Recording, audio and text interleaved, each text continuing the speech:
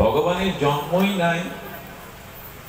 এই যে জন্মাষ্টমী বলা হচ্ছে, ভগবানের জন্ম মৃত্যু নাই। আবির্ভাব বা অন্তর্ধান, প্রকট বা অপ্রকট, এই দুটি শব্দ প্রয়োগ হয়। ভগবান আবির্ভূত হয়েছেন আর অন্তর্ধান হয়েছেন। ভগবান প্রকট হয়েছেন এবং তিনি অপ্রকট লীলায় গমন করেছেন। এই শব্দ হবে। জন্ম মৃত্যু শ্রী ভগবানের সচ্চিদানন্দময়ের পূর্ণ ব্রহ্মের জন্য নয়। আচ্ছা, সূর্যের কি প্রতিদিন পূর্ব দিগন্তে সূর্যোদয়ে জন্ম হয় না উদয় হয়? কথা বলবেন। পূর্ব দিগন্তে যে অরুণোদয় হয় প্রতিদিন নির্মল প্রভাতে, এটা সূর্যের জন্ম হয় না, সূর্যের উদয় হয়। আর সূর্য যে পশ্চিম দিগন্তে বিচিত্র, আর সেই মহামহিমায় অস্তমিত হয়, এটা কি সূর্যের মৃত্যু বলতে হবে না অস্ত বলতে হবে? উদয় কাকে বলে? যার জন্ম তাকে উদয় বলে না। উদয় যাকে বলে, মহাজন বলেছেন, আমার চক্ষুর অন্তরালে যে বস্তু অন্তর্নিহিত ছিল, এখন সেটা চক্ষুর দৃষ্টিগোচর ভূত হলো, তাকে বলে উদয়। আমার চক্ষুর অন্তরালে যে বস্তু অবস্থান করছিল, এখন তিনি আমার চক্ষুর সম্মুখে প্রকাশ হলেন, একে দেখাবে বলে উদয়। সূর্যের জন্ম তো আজ না, আমার চক্ষুর অন্তরালে অন্তরস্থিত ছিল, এখন প্রকাশ হয়েছে, একে বলে উদয়। আর অস্ত মানে, সূর্য কি আকাশ থেকে, সূর্যমণ্ডল থেকে অস্ত যায়? সূর্যের উদয় অস্ত আছে? নেই। আমাদের চক্ষুর অন্তরালে অপ্রকাশিত হয়ে আছে, এই জন্য তাকে বলে অস্ত।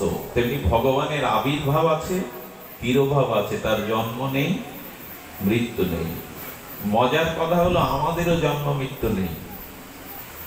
কি বললাম কথা কি? জীব আমরা তো, আমাদেরও জন্ম মৃত্যু নেই। কথা কি যথার্থ হলো?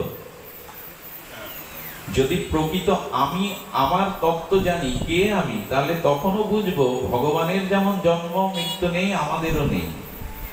তবে কেউ যদি মনে করে এই প্রপঞ্চ রক্ত মাংসের দেহটা আমি, তাহলে তার মৃত্যু আছে। আমি কি দেহ? আমি কি দেহ? এই রক্ত মাংসের পিণ্ড কি আমি? আচ্ছা, পিতামাতার বীর্য শনির দ্বারা মার গর্ভে যে দেহটা পেয়েছিলাম আমরা, সেই দেহটা পিতামাতার বীর্য শনির দ্বারা সৃষ্টি হলো। আত্মাটা কি পিতামাতা সৃষ্টি করলো? না। তাহলে আত্মার জন্ম মৃত্যু আছে? না। তাহলে আমারও আমি তো আত্মা, চিন্ময়, অব্যয়, শাশ্বত, চিরন্তন, অজর, অমর, শাশ্বত ভগবানের অংশ আমি, আত্মা, চিদান অংশ। তাহলে আত্মারও জন্ম মৃত্যু নেই। পিতামাতা রক্ত মাংসের শরীর দিয়েছে, আত্মাটা পিতামাতা দিতে পারে না। তাহলে সেই আত্মার কি জন্ম হলো না আমার ভিতরে প্রবেশ হলো? এই অর্থে সত্তারও জন্ম নেই, মৃত্যু নেই। শুধু মাই এই দেহটার সৃষ্টি হয়, দেহ আবার পঞ্চত্বে প্রলয় হয়। পঞ্চত্ব থেকে কুড়িয়ে পিতামাতা বীর্য শনির দ্বারা আমার দেহটা গড়েছিলেন, আবার মৃত্যুর পর পঞ্চত্ব চলে যায়। শেষ নিঃশ্বাস ত্যাগ মানে বায়ু চলে গেল। পাঁচটা জিনিস দিয়ে তৈরি তো, কি অফ তেজ মরুদ্গম, শেষ নিঃশ্বাস, বাতাসটা চলে গেল। শরীরে যে তাপ থাকে, তেজ, মৃত্যুর পরে কোন মানুষের শরীরে হাত দিয়ে দেখবেন বরফের মতো, তার মানে তার তেজ, অগ্নি তত্ত্বটা চলে গেছে। এই বাইরে কারা একটু থামান, বাচ্চাগুলো খেলা করছে, পারলে একজন নিষেধ করুন। তো কি বলছেন? অগ্নিতত্ত্ব চলে গেল। আর যখন চিতাতে তুললো বা মাটির নিচে সমাধি দিল, তখন চিতায় বাষ্প হয়ে আমার শরীরে যে জল, সেটা বাষ্প হয়ে চলে গেল। শরীরটা পুড়ে যাওয়ার পর যেটুকু অবশিষ্ট ছিল মাটিতে রূপান্তরিত হলো। কি কি ছেড়ে দিলাম? বায়ু ছেড়ে দিলাম, তেজ ছেড়ে দিলাম, মাটিতে মিশে গেল, অবশিষ্ট জল চলে গেল, আর এই পাঁচটা মিশে গেল পঞ্চত্বে মানে মহা আকাশে। আচ্ছা, ঘটের মধ্যে, এটা পালপাড়া বলছি, কুমোররা যখন ঘট তৈরি করে, কলসি তৈরি করে, তখন ওই মাটির কলসির মধ্যে, ঘটের মধ্যে একটা শূন্যস্থান থাকে কিনা, ওকে কি বলে? ঘটাকাশ। ঘটের মধ্যে যে শূন্যস্থান তাকে কি বলে? একটু কথা বলুন। ঘটাকাশ। আচ্ছা, ওই ঘটের মধ্যে যে আকাশটা, ওইটা যখন ভেঙে দেয়া হলো ঘটটা, ওর আকাশটা কোথায় মিলিয়ে গেল? মহাকাশে মিলিয়ে গেল। ঘটাকাশ কোথায় লীন হলো? মহাকাশে লীন হলো। তেমন এই যে 5টি তত্ত্ব পেয়েছিলাম, মৃত্যুর সাথে সাথে এটা পঞ্চত্বে লীন হয়ে গেল। তাহলে প্রকৃত অর্থে সত্তার মৃত্যুও নেই, জন্মও নেই। ভগবানের আবির্ভাব আছে, তিরোভাব আছে। ভগবানের উৎপত্তি বিনাশ নেই। তো এখন আমরা জানতে বসেছি সেই ভগবানের দিব্য জীবন এবং দিব্য কর্ম। ভগবান শ্রীকৃষ্ণ কে?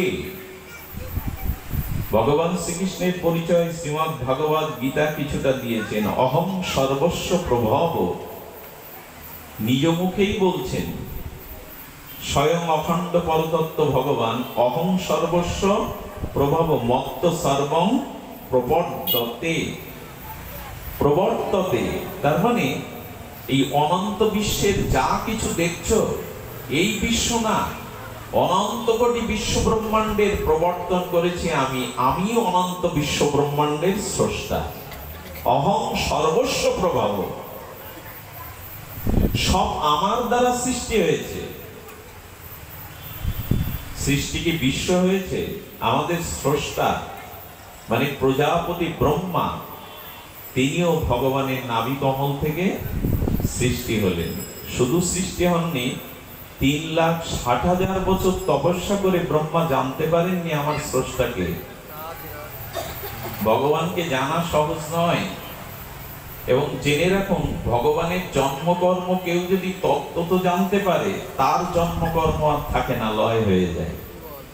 আপনি যদি যথাযথ রূপে তত্ত্বের দ্বারা ভগবানের জন্মকর্ম জ্ঞাত হন, জানতে পারেন, তাহলে আপনার জন্মকর্ম রোধ হয়ে যাবে। আপনার আর জন্মকর্ম, এত মহিমা ভগবানের দিব্য জন্ম এবং তার লীলাতে। এটি জানতে পারলে আপনার জন্ম মৃত্যু চক্র বন্ধ হয়ে যাবে। ত্যাক্তাং দেহ পুনর্জন্ম নৈতি মামেতি সহর্জুন। তোমার আর জন্মকর্ম থাকবে না যদি আমার জন্মকর্ম তত্ত্ব তো জানো। এই জানাটা অতীব প্রয়োজন। এই জন্ম মৃত্যু জরাব্যাধি কাল কবলিত জীবন সেই দিনই নিস্তার পাবে, যেদিন ভগবানকে জানতে পারবো, তার দিব্য লীলা কর্মকে জানতে পারবো। এই জন্য জানা বড্ড প্রয়োজন। অহং সর্বস্ব প্রভব মত্ত সর্বং প্রবর্ততে। যা কিছু ব্রহ্মার সৃষ্টি আমি, ব্রহ্মহং প্রতিষ্ঠায়। আমি ব্রহ্মের প্রতিষ্ঠা। ব্রহ্মাও জানেনি আমার স্রষ্টাকে। আমি জানবো? খুব সহজ ভগবানকে জানা না। 5,239 বছর আগে মথুরা স্থিত কংসের কারাগারে সেই দেবকী বসুদেবের কারাগারস্থিত ভগবান উদয় হলেন। তারপরে তিনি শ্রীধাম গোকুলে চলে গেলেন। 125 বছরের তার লীলা। এরকম করে জানলে জানা হবে না। এটা তো তথ্য জানা, তত্ত্ব তো জানতে হবে। একথা কে না জানে? তত্ত্ব তো জানাটা কি?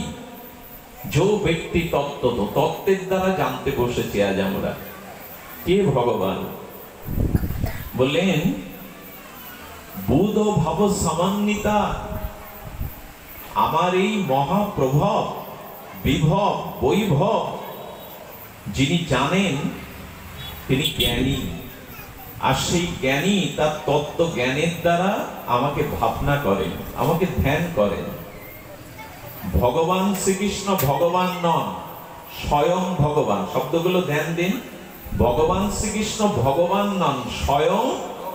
এতে চাংশ কলাপুংস কৃষ্ণস্থ ভগবান স্বয়ং।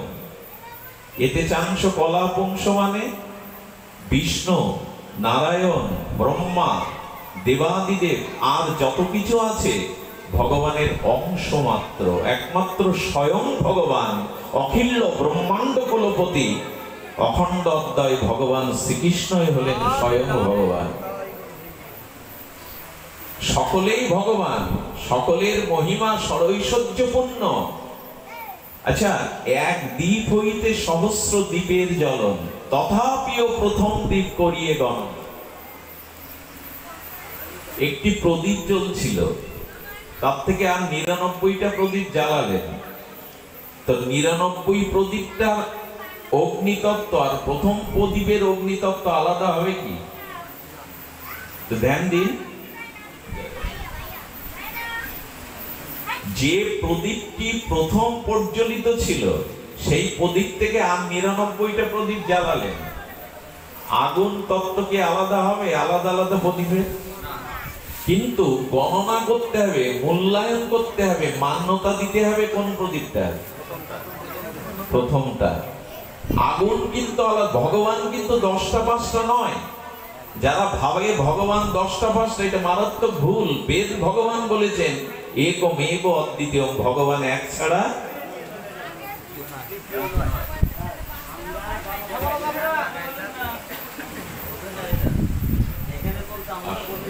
ভগবান এক ছাড়া একমেব অদ্বিতীয়ম, ভগবান এক ছাড়া দুই নয়। তো যদি এক হয়, তো হিন্দুদের ভিতরে সনাতন ধর্মে কেন আমরা বহু ভগবানের সমাহার দেখি? তো হচ্ছেন বিষ্ণু, বিলাসমূর্তি নারায়ণ, ভগবান শঙ্কর, সকলেই ভগবান, কিন্তু প্রথম প্রদীপটাকে আলাদা মূল্যায়ন করতে হবে। যে প্রথম প্রদীপ থেকে আর ৯৯টা প্রদীপ প্রজ্বলিত করা হলো, আগুন তত্ত্বে মহিমায় আলাদা নয়, কিন্তু তথাপিও প্রথম দ্বীপ করিয়ে গণন। চৈতন্য চরিতামৃত বলছেন প্রথম দ্বীপটা কিন্তু মান্যতা দিতে হবে। সেই প্রথম দ্বীপ হলেন অখণ্ড পরতত্ত্ব ভগবান শ্রীকৃষ্ণ, যার থেকে অন্য সব প্রভাবিত হয়েছে, যার থেকে অন্যরা প্রভাবিত হয়েছে।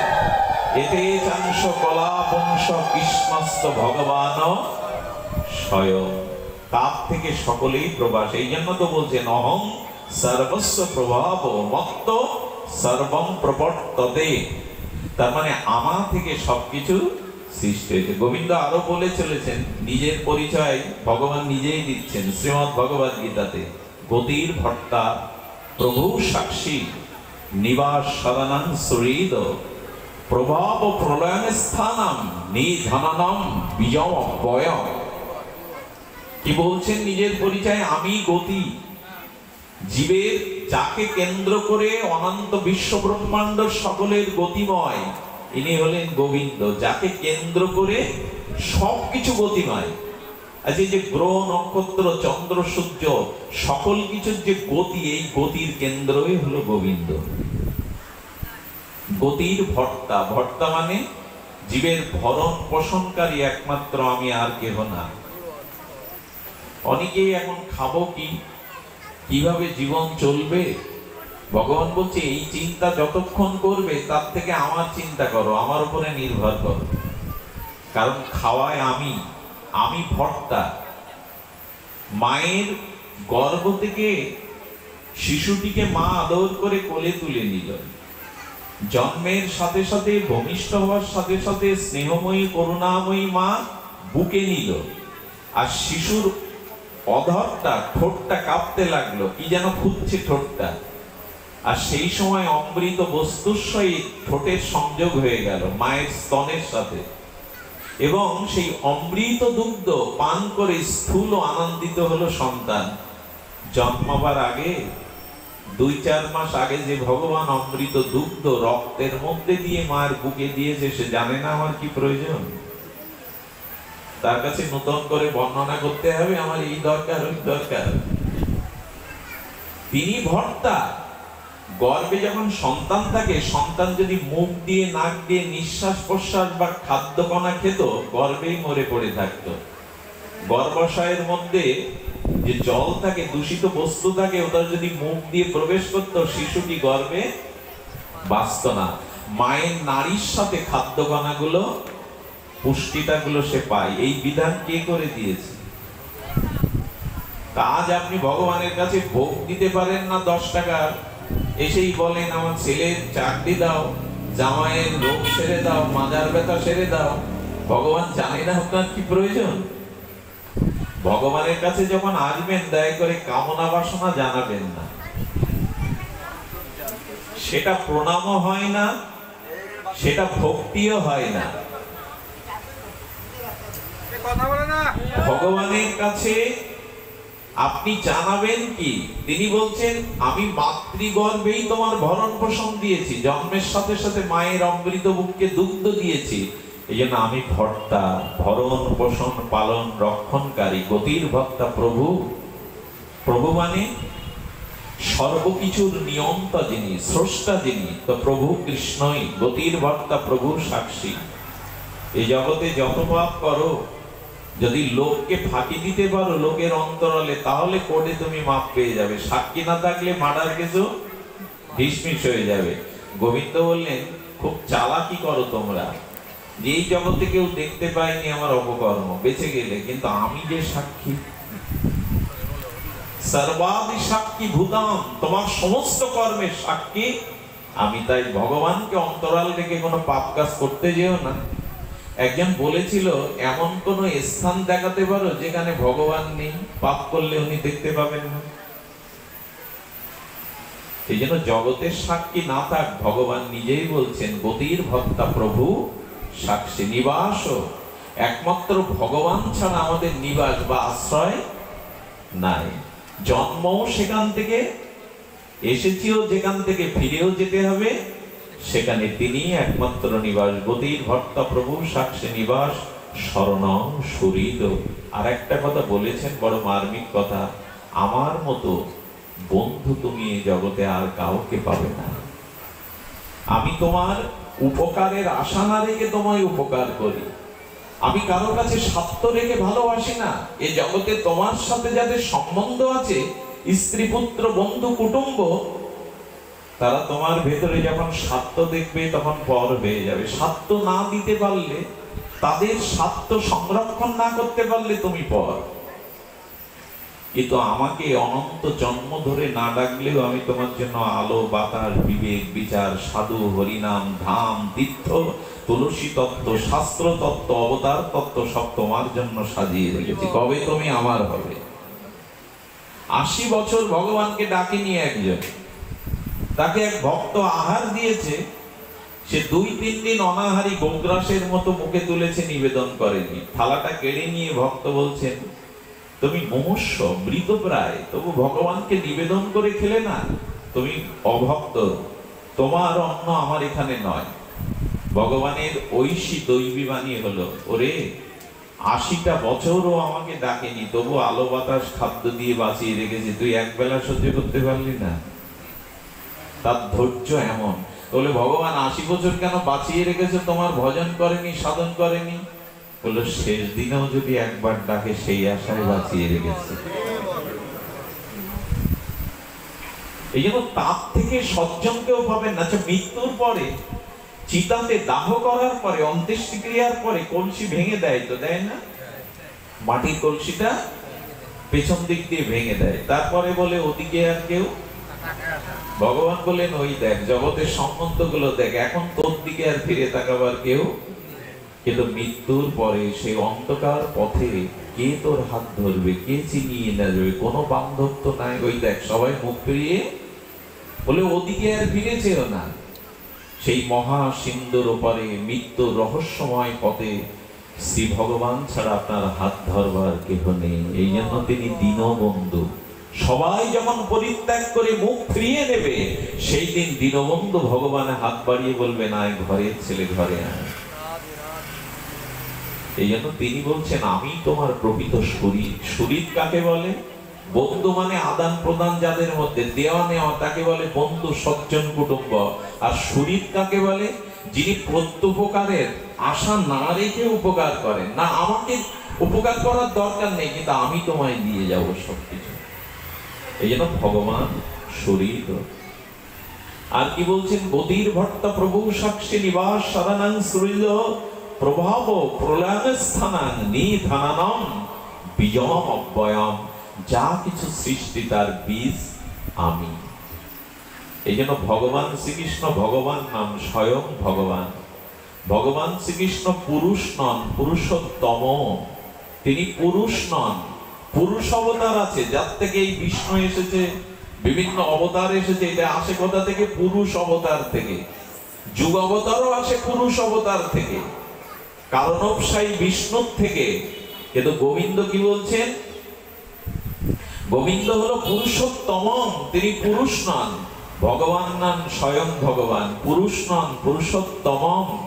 এবং গোবিন্দ অবতার নন। কেউ যদি গোবিন্দকে অন্যান্য অবতারের মতো 24 অবতার 26 অবতার ভেবে থাকেন, এটা বল গোবিন্দ অবতার নন, অবতারী।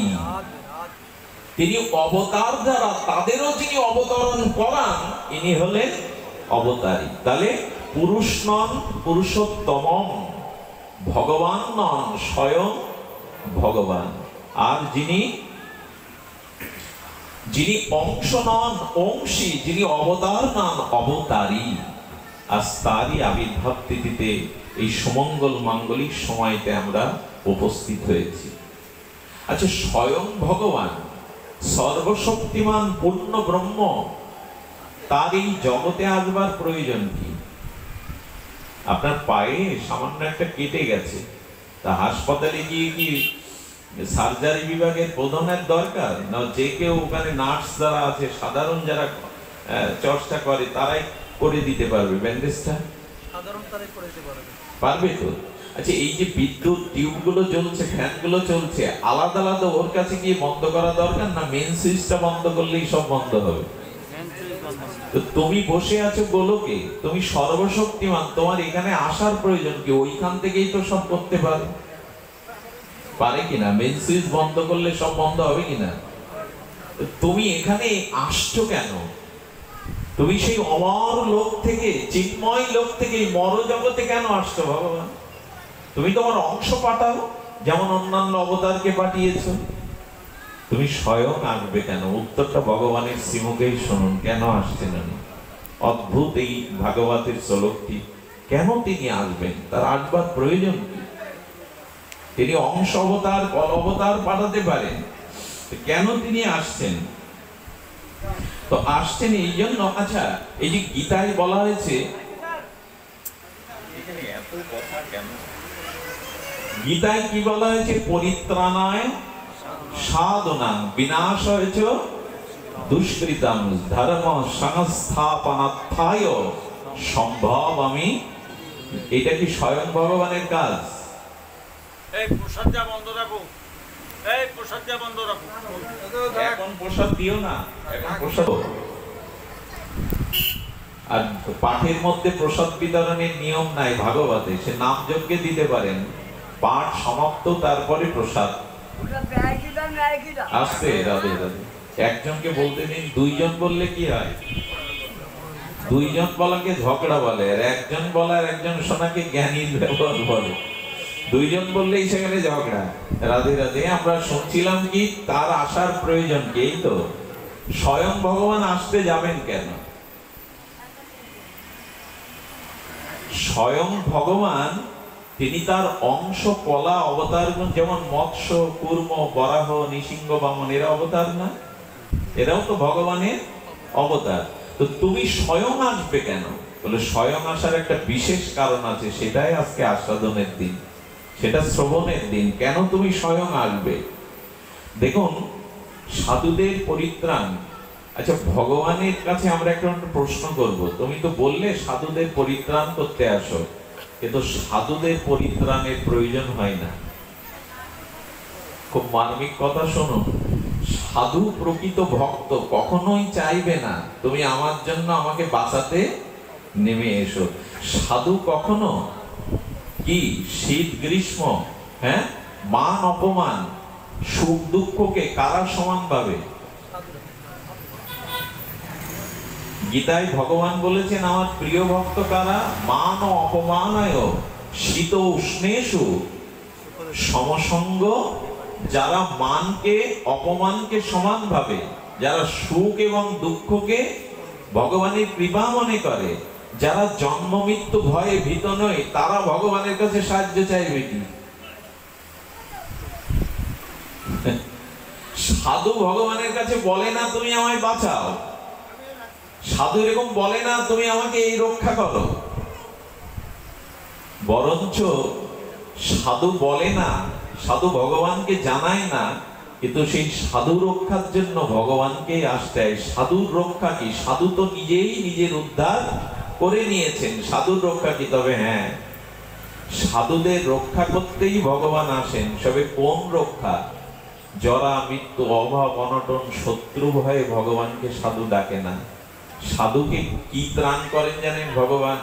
ভগবানকে ভজন করতে করতে ভজন করতে করতে সাধুর চিত্তে, ভক্ত চিত্তে এত বিরহ জাগে, এত উৎকণ্ঠা জাগে, তখন ভগবান বিনা তার প্রাণ আর থাকতে চায় না।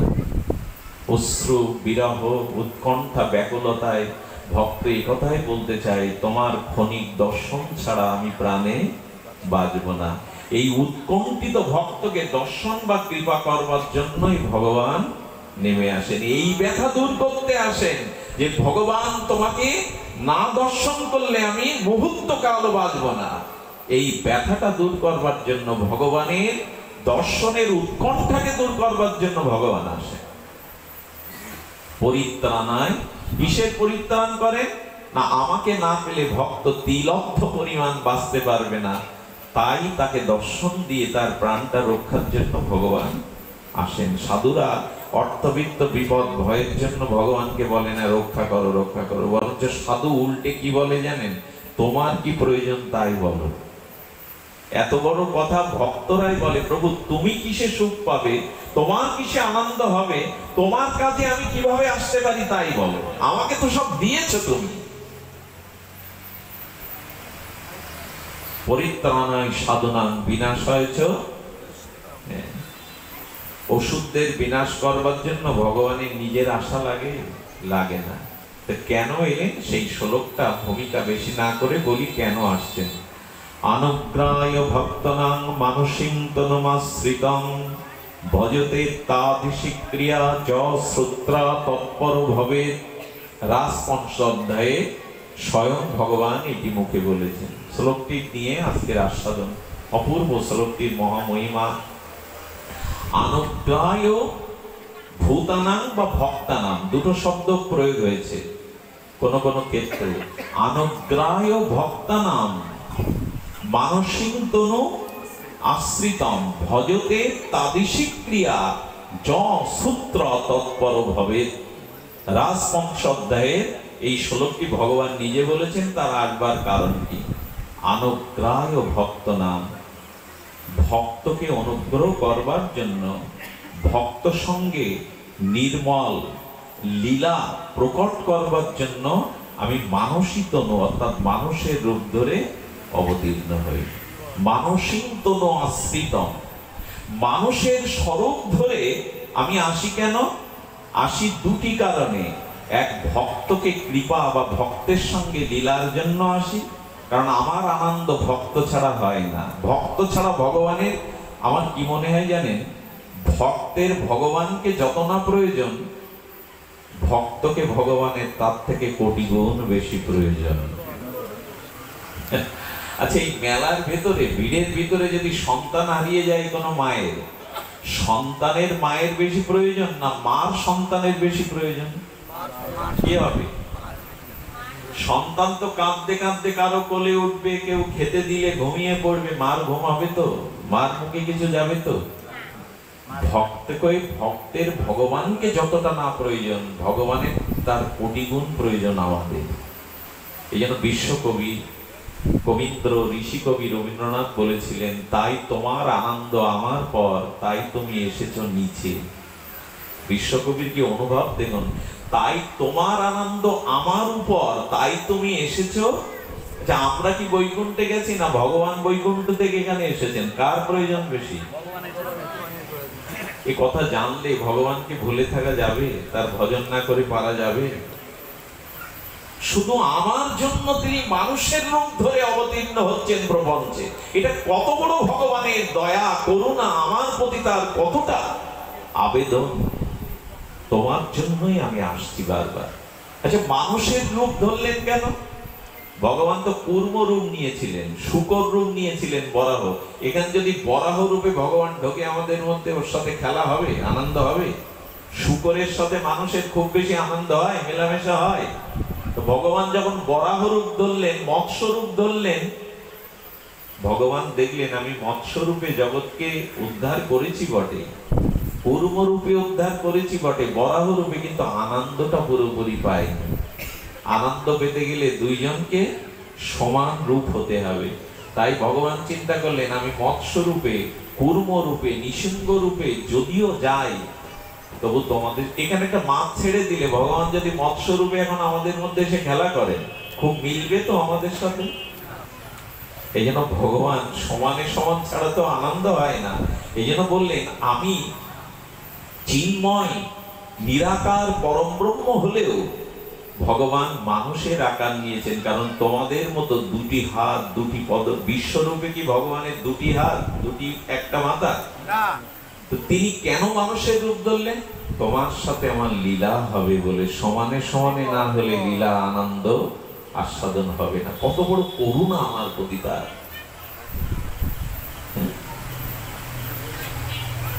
এবং সর্বোত্তম নরবপু, ভগবানের যত শরীর আছে এই নরবপুই হলো সর্বোত্তম। আমাদের রূপ ধরে আমাদের মতো করে আমাদের কাছে এসেছেন।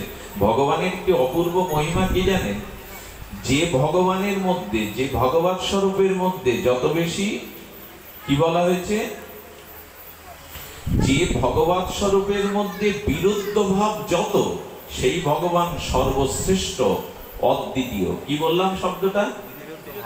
যে ভগবৎ স্বরূপের মধ্যে বিরুদ্ধ ভাব যত বেশি, জানতে হবে তিনি প্রকৃত পুরুষোত্তম, তিনি স্বয়ং ভগবান। বিরুদ্ধ ভাব কাকে বলে? বিরুদ্ধ ভাব তো আমরা বুঝি, আমি একটু আপনাদের উঁচুতে বসেছি, উঁচু আর নিচু, এটা বিরুদ্ধ ভাব। বিরুদ্ধ ভাব আকার এবং নিরাকার, এটা বিরুদ্ধ ভাব। একজন নিরাকার আর একজন আকার। তাহলে নিরাকার এবং আকার, উঁচু এবং নিচু, এই বিরুদ্ধ ভাব যার স্বরূপের মধ্যে যত বেশি বিদ্যমান, তিনি তত ভগবান প্রকৃত স্বরূপ, তিনি ততই স্বয়ং ভগবান তত্ত্ব।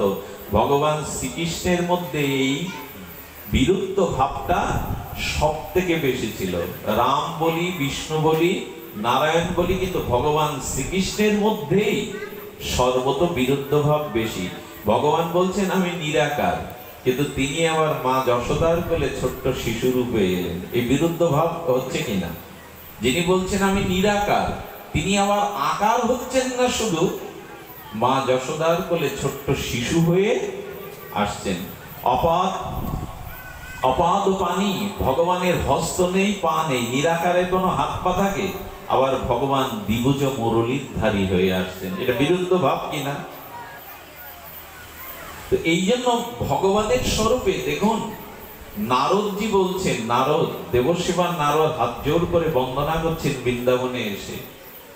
বৃন্দাবনে নন্দ পিতা এবং মা যশোদাকে বললেন তোমরা কোন সাধনা করেছিলে, কোন পূর্ণ করেছিলে? আমি সমস্ত শাস্ত্রে যতটুকু জেনেছি, কোন সাধনার দ্বারা, কোন তপস্যার দ্বারা এই জাতীয় ভাগ্য লাভ হয় না। কারণ স্বয়ং ভগবান, যিনি অখণ্ড পরতত্ত্ব, তিনি শিশু হয়ে তোমার কাছে ধরা দিতে বললেন। ভগবানের স্বরূপ কিন্তু কৈশোর, নিত্য কিশোর। ভগবানের স্বরূপ কি? ভগবান বৃদ্ধও হয় না, ভগবানের স্বরূপটা হলো নিত্য কিশোর। উনি শিশুও নন। ভগবানের স্বরূপটা ভালো করে শুনুন, ভগবানের স্বরূপ হলে নিত্য কিশোর, আর রাধারানী নিত্য কিশোরী, যুবকও না যুবতীও না, নিত্য কিশোর কিশোরী। তিনি শিশু রূপ নিলেন কেন? বললেন যশোদা মা বাৎসল্য রস চেয়েছিল আমার কাছে, তো শিশু হয়ে না গেলে বাৎসল্য রস আস্বাদন হবে না। আচ্ছা, ভূমিষ্ঠের পরে শিশু সন্তানকে মা কোলে নেয়। যখন মা কোলে নেয় সন্তানকে, কোলে নেওয়ায় আনন্দ কিন্তু বেশি। আর এই শিশুটি যখন দুগ্ধ পান করে অমৃত মায়ের বক্ষ থেকে, শিশুটি যখন কিশোর হয়ে যায়, মানে 10-12 বছর বয়স হয়ে যায়, তখন আর মার কোল মানায় তো শিশুর মতন? কথা বলুন, মানায়? আর প্রকৃতির নিয়মে মায়ের বুকে তখন দুধও থাকে না। তার মানে শিশু হয়েই মার কোলে উঠে স্তন পান করলেই বাৎসল্য রস আস্বাদনায়। কিশোর মায়ের কোলে উঠলেও যদিও সন্তান, বাৎসল্য রস আস্বাদন হয় না। গোবিন্দ বললেন, ভক্তের ভব্য ভাবনা দ্বারা আমি ভক্তকে আনন্দ দেওয়ার জন্য ওই রূপ ধারণ করে যাই। এটা ভক্তের প্রতি আমার অনুগ্রহ। আমি কিশোর মূর্তি, কিন্তু যশোদার কোলে অবশ শিশুর মতো গেলাম কেন? যশোদা চেয়েছিল পুত্র রূপে, তাই আমি কিশোর হয়েও, অপরিচ্ছন্ন হয়েও পরিচ্ছন্ন মধ্যমাকার শিশু হয়ে মার কোলে উঠেছি। আচ্ছা, ভগবানের ভয় আছে তো?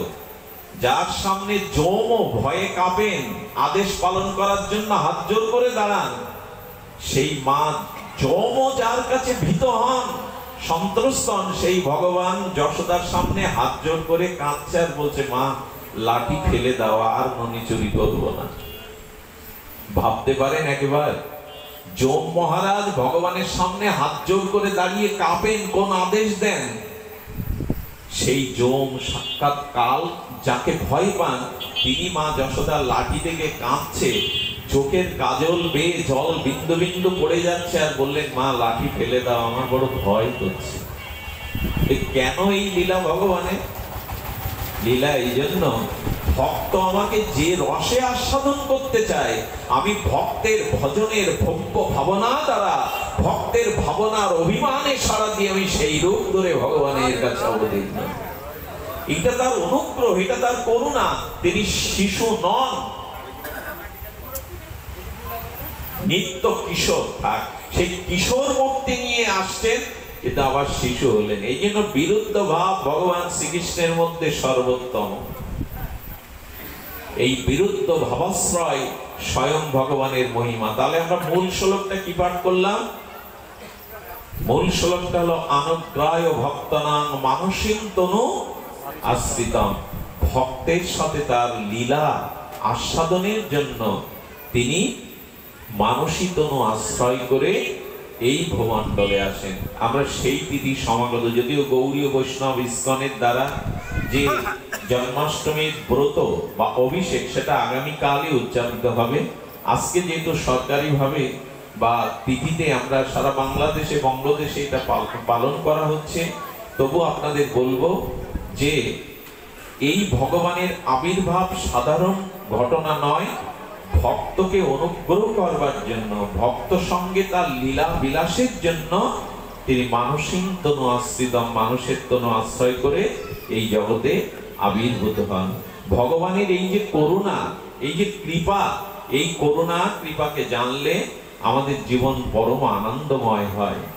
এই জন্য শাস্ত্রে যেটা বারবার বলেছেন, যৎ সূত্র তৎপর হবে। আপনারা একটু ধ্যান দিন। এবার আমরা এতক্ষণ তত্ত্বের মধ্যে ছিলাম। এই তত্ত্বের ভগবানের মহিমায় দুটো জিনিস আছে, এক তত্ত্ব, এক লীলা।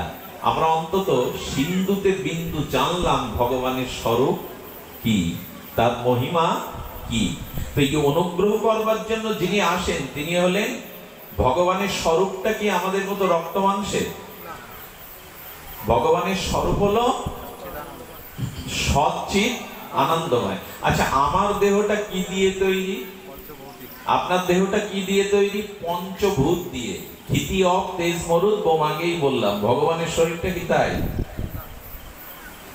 রক্ত মাংসের পিণ্ড কিন্তু ভগবানের তনু নন। ভগবান গড়া কি দিয়ে? ভগবানের তনু, শ্রীবিগ্রহ কি উপাদান দিয়ে গড়া? সচ্চিদানন্দ পূর্ণ কৃষ্ণের স্বরূপ। একই চিৎ শক্তি তার ধরে তিন রূপ। আনন্দাংশে লাদিনী, সদাংশে সন্দিনী, চিদাংশে সম্বিত, তারে জ্ঞান করি মানি। একটু ধ্যান দিতে হবে। ভগবানের শ্রীঅঙ্গ, শ্রী তনুট করা তিনটে জিনিস দিয়ে, সৎ, চিৎ, আনন্দ। একটু বলতে হবে আপনাদের, বললেই কল্যাণ হবে। আর সৎ, চিৎ, আনন্দ, কৃষ্ণের স্বরূপ। আমাদের যেমন দেহ আর দেহি আলাদা, আচ্ছা আমার দেহ আর আত্মা কি এক? যদি এক হতো তাহলে আত্মা দেহ থেকে বিযুক্ত হলে কি বলে? মৃত বলে। তো আত্মা এবং দেহ এক নাই। দেহে যথা কৌমারং যৌবনং জরা, এই দেহ যেমন শিশু থেকে কিশোর হয়, কিশোর থেকে যৌবনে রূপান্তরিত হয়, যৌবন থেকে পৌরত্বে আসে, আত্মার কি তাই হয়? দেহের ক্ষুধা তৃষ্ণা আছে, আত্মার কি আছে? তাহলে আত্মা দেহ আমাদের ভিন্ন, কিন্তু স্বয়ং ভগবানের আত্মার দেহ অভিন্ন, একই তত্ত্ব, সচ্চিদানন্দ, আলাদা নয়। এই জন্য ভগবান হাত দিয়েও চলতে পারেন। আচ্ছা সহজ করে বুঝালে, বাজারে মেলায় দেখবেন ক্ষীরের শাঁসের পুতুল বিক্রি হয়, মিষ্টি ক্ষীরের শাঁসের পুতুল বা চিনি দ্বারা তৈরি। ছোট একটা বাচ্চা বাবাকে বলছে, বাবা আমাকে পুতুল কিনে দাও, মিষ্টির পুতুল। তো চিনি ঢালাই করা পুতুল কিনে দিয়েছে বাবা। অবশ্য শিশুটা তখন মাকে বলছেন, বাবাকে বলছেন, বাবা এর হাত আছে, পা আছে, বুক আছে, এর মিষ্টি কোথায়, কোথায় চুষবো? বাবা বললেন, মারে ও সবটুকু ক্ষীর দিয়ে তৈরি, চিনি দিয়ে তৈরি, যেখানে আস্বাদন করবি ওইখানেই মিষ্টতা। গোবিন্দের অঙ্গটি, শ্রী অঙ্গটি কি দিয়ে গড়া? সৎ চিৎ আনন্দ। যখনই ভাববেন ভগবান আমাদেরই মতো রক্ত মাংসের, তখনই মত্তবুদ্ধি এসে গেল, যা সর্বনাশ হওয়ার। যারা ভগবানের দেহকে প্রাকৃত বুদ্ধি করে তাদের অসুর বলা হয়েছে। তাদের পতন ঠেকাতে কেউ পারবে না। যারা ভগবানের শ্রী অঙ্গকে, সচ্চিদানন্দকে, যারা আমাদের মতো জড়ম, ভগবান তো আমার মতোই, তার চোখ আছে, কান আছে। ভগবান শিশুপালের জরাসন্ধের জন্য 18 বার যুদ্ধ থেকে পলায়েছে, সে আবার ভগবান হয় কি করে? এইসব যুক্তি যদি মাথায় আনেন, তাহলে সে ভগবান আবার পলায় নাকি যুদ্ধ থেকে? তিনি শিশুপালের জন্য তো 18 বার যুদ্ধ থেকে, এটাও তার লীলা। ভগবান ভক্তের জন্য কি করে? অনুগ্রাহ্য ভক্ত নাম।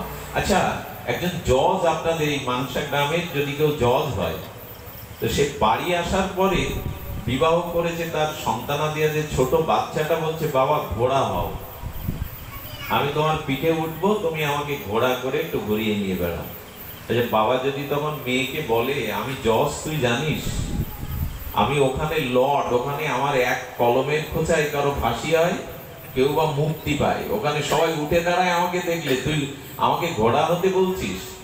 জজকে বলবেন, জজ ঘরে এসে জজগিরি দেখাতে যেও না, তাহলে এখানে পুত্র কন্যার আদর স্নেহ আস্বাদন পাবে না। এখানে তোমাকে ওই কোট টাইম পাই পরেই ঘোড়া হতে হবে, টাকটুক করে মেয়েটাকে পিঠে নিয়ে, তবেই না পিতৃত্বের আনন্দ, সন্তানের আনন্দ। গোবিন্দ তেমন বলছেন, আমি সর্বশক্তিমান হলেও ভক্তের সাথে লীলার জন্য, আনন্দের জন্য আমি ভক্তেরই রূপ ধরে তাদের সাথে কখনো হেরে যাই, তাদের খেলায় কখনো পরাজিত হয়, কখনো তাদের কাঁধে নেই, কখনো তারা আমার কাঁধে ওঠে। আমি ভক্তের জন্যই, এই লীলার জন্য প্রপঞ্চে আসি। তবে আমার দেহটা যেন তোমরা কেউ রক্ত মাংসের প্রকৃত মনে করো না। প্রাকৃত দেহ ভগবানের নয়। সচ্চিদ আনন্দটা একটু না বললে ভগবানের পরিচয় দেয়া হয় না। যদিও অনেক রাত্রে এসে পৌঁছেছি, আপনাদের ধৈর্য আছে, একটু সময় নিয়ে শুনুন। সৎ কাকে বলে, চিৎ কাকে বলে, আনন্দ কাকে বলে, এটা না পরিচয় পেলে ভগবানের পরিচয় আমাদের যথাযথরূপে জানা হবে না। সৎ তাকেই বলে যার অস্তিত্ব, বিদ্যমানতা আছে, অর্থাৎ যা কখনো নাশ বা ধ্বংস হয় না, তার নাম হলো সৎ। সতের কখনো অস্তিত্ব বিলীন হয় না। সৎ হলো অবিদ্যমানতা, যার বিদ্যমানতা অবিদ্যমানতায় রূপান্তরিত হয় না। সতের পরিচয় কি করে দেই আপনাদের, এটা না দিলে। আর সৎ একই সময় সর্বস্থানে বিরাজ করতে পারে। কি বললাম? সৎ একই সময় সর্বস্থানে বিরাজ করতে পারে। আচ্ছা একটু আগে আপনি আপনার যে ঘরে বসেছিলেন, এখন কি আপনি ঘরে আছেন না এখানে আছেন? এখন আপনাকে আপনার ঘরে গিয়ে খুঁজলে পাওয়া যাবে? কিন্তু সৎ তা না, সৎ একই সাথে সর্ব অবস্থানে থাকতে ক্ষমতা রাখেন, তাকে বলে সৎ। সৎ হলো নিত্য বর্তমান, যা কখনো বিনাশ, যার কোনো পরিবর্তন না। সতে বিদ্যাতে ভব না ভব বিদ্যাতে। গীতাটা ভালো করে দেখতে হয় আমাদের, সতের কোনো পরিবর্তন বিবর্তন হয় না। সৎ হলো অস্থি। আচ্ছা, হাড়ের মধ্যে মজ্জা না থাকলে ডাক্তার কি বলবে, আপনি বাঁচবেন? দুধের মধ্যে যদি স্নেহ না থাকে, দুধের মধ্যে যদি স্নেহ পুষ্টিগুণ না থাকে, দুধকে মানা যাবে? তেমন সৎ না থাকলে কোনো বস্তুর অস্তিত্ব থাকে না। সৎ আছে বলেই অস্তিত্ব আছে। যেমন আমাদের ভিতরে আত্মা আছে বলে স্ত্রী পুত্র ব্যবসা বাণিজ্য খাওয়া দাওয়া আছে। আত্মা চলে গেলে জিহ্বার আস্বাদন করতে পারবে? আপনার চোখ থাকবে, আপনি কাউকে দেখতে পারবেন মরার পর, কে আমাকে দেখতে আসছে? এতদিন দেখছিলেন কার সাহায্যে? বলো ওই সতের সাহায্যে। সৎ ছিল তাই চোখে দেখছিলেন, সৎ নেই তো চোখ থাকলেও। কি অদ্ভুত কথা দেখুন, জিহ্বা আছে, সৎ নেই বিদায় আপনি জিহ্বায় কোনো রস আস্বাদন। আচ্ছা, স্ত্রী পুত্র আছে, সৎ চলে গেছে, ওরা আর ভালোবেসে আপনাকে ঘরে তুলবে? মরাকে তুলবে এক রাতের জন্য? তার মানে ভালোবাসা বলি, স্ত্রী পুত্র বলি, ওই সতের জন্যই ছিল। সৎ নেই তো স্ত্রী আর পাশে রাখবে না, পুত্র আর বাবা বলে গলা জড়িয়ে ধরবে না, চিতায় পোড়ানোর ব্যবস্থা করবে। সৎ আছে তাই আমাদের অস্তিত্ব আছে, অস্থি আছে তাই আমি বেঁচে আছি হাড়ের মধ্যে। দুধের মধ্যে স্নেহ পদার্থটা আছে তাই দুগ্ধকে দুধ বলে। দুধ থেকে সাদাটা বাদ দিলে দুধকে দুধ বলবে?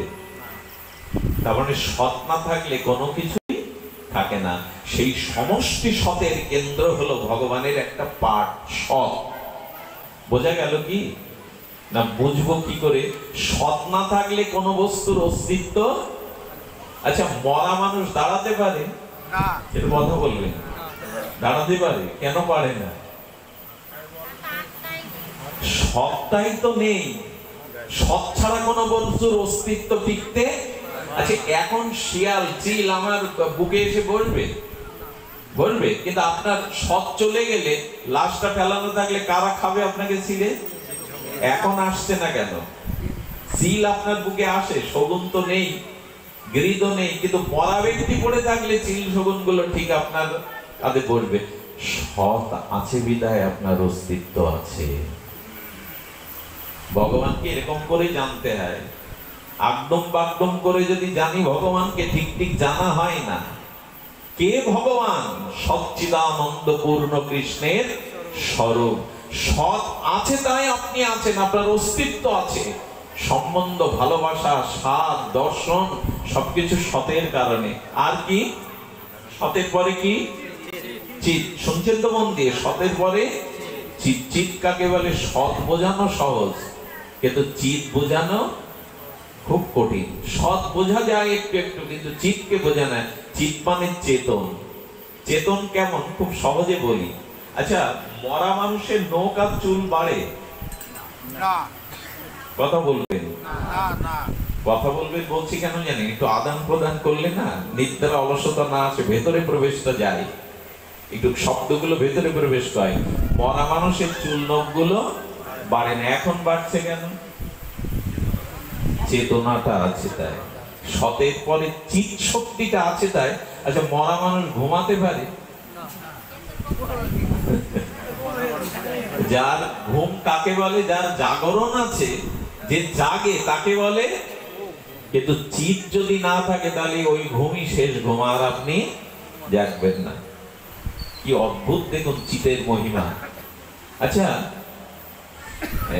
শিশু কিশোর মারা গেল, একটা কিশোর বয়সের বাচ্চা মারা গেল বা কিশোর মারা গেল, ওকে মেডিসিন দিয়ে কাচের ঘরে 500 বছর রেখে দিলেও যুবক হবে? আপনি আমি হয়েছি কেন?